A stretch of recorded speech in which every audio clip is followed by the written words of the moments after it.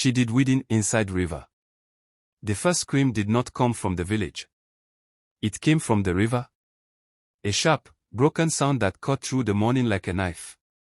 People later argued about who heard it first, but everyone agreed on one thing: the river spoke that day. The sun was still weak, the air cool, and the water looked calm, the way it always did when it wanted to lie. Birds stopped singing. The tall grasses bent toward the water as if listening. And inside that river, knee-deep and alone, was Amina, pulling weeds with her bare hands, unaware that something had already noticed her. Amina was not special. She was not rich, not powerful, not feared. She was just a woman trying to earn food money. Every morning, she went to the river to clear weeds so water could flow to nearby farms. People paid her small coins, sometimes food, sometimes nothing. She liked the river because it felt quiet and honest. The water cooled her legs. The mud softened her worries.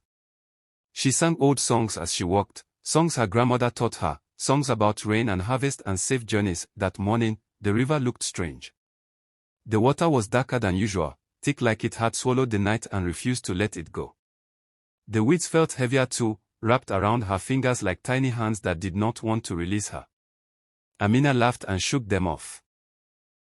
"You are stubborn today," she told the weeds, speaking to them the way village people spoke to things they trusted. She did not see the slow circles forming on the water behind her. The elders always warned people about rivers. They said rivers remember. They said rivers collect secrets, bones, and broken promises. But Amina had grown up near this river. She had bathed in it, fetched water from it, and crossed it even at night. Nothing bad had ever happened to her there. Fear, she believed, belonged to stories meant to scare children. So when the water grew colder around her knees, she blamed the early morning chill and cool.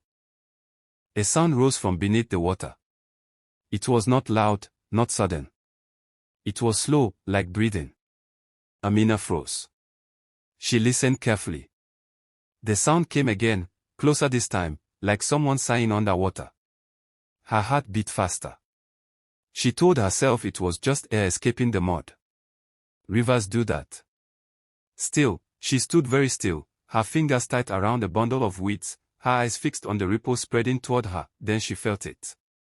Something brushed her ankle. Soft, gentle, almost careful. She jumped and splashed backward, water rising around her waist. Her breath caught in her throat. When she looked down, she saw nothing. Just water and weeds. She laughed again, louder this time, trying to chase away the fear. "Fish," she said. "Just a fish." But the river did not answer. It only grew quiet, too quiet, like a place holding its breath. As Amina bent to continue her walk, she noticed something tangled in the weeds. It was cloth. Old cloth. The color had faded, but it looked like the wrapper her aunt wore years ago before she disappeared. Amina's stomach tightened. People said her aunt traveled to the city, but no one ever saw her again. Amina shook her head hard. Cloth was cloth. Rivers carried many things. She pulled harder, and the cloth came free, heavy and wet. The moment the cloth left the water, the river changed. The current stopped. The birds flew away all at once. A wind passed through the trees, cold and smelling of rust. Amina felt dizzy. Her ears rang. She dropped the cloth and tried to step back, but the mud held her feet like glue. Panic rose in her chest. She called out for help, but her voice sounded small, swallowed by the open sky. A voice answered her. It did not come from the riverbank. It came from below. "Amina," the voice said softly. It sounded like her mother.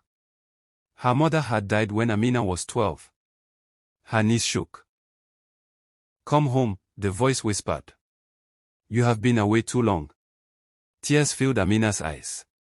She wanted to believe it. People heard the scream but did not come. Some felt sudden fear and locked their doors. Some dropped what they were doing and ran the other way. The river had a bad name, and everyone knew it. Amina fought with all her strength. She grabbed a rock, sharp and firm, and used it to cut the weeds. Slowly, painfully, she freed one leg, then the other. The water roared like it was angry at being denied. Amina ran home without stopping. She did not greet anyone. She did not explain herself. Inside her room, she locked the door and sat on the floor, rocking back and forth.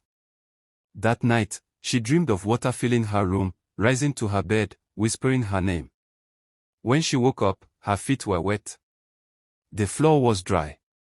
She told herself it was only fear following her. The next morning, Amina refused to go to the river. People laughed and called her lazy. Some said fear had finally caught her. But as days passed, strange things began to happen. Fish floated dead near the riverbank. Children heard singing at night. Amina started to cough water instead of saliva. Her dreams grew stronger. She felt pulled, like something was gently calling her back. One evening, as the sun bled red into the sky, Amina stood outside her house without knowing how she got there. Her feet moved on their own, slow and steady, toward the river path. Her mind screamed no, but her body did not listen. The sound of water filled her ears. The air smelled the same as that morning. Cold. Rusty. Familiar. At the riverbank, the cloth waited again. This time, it was clean. New. The voice returned, sweet and patient. Finish what you started, it said. The weeds are still there.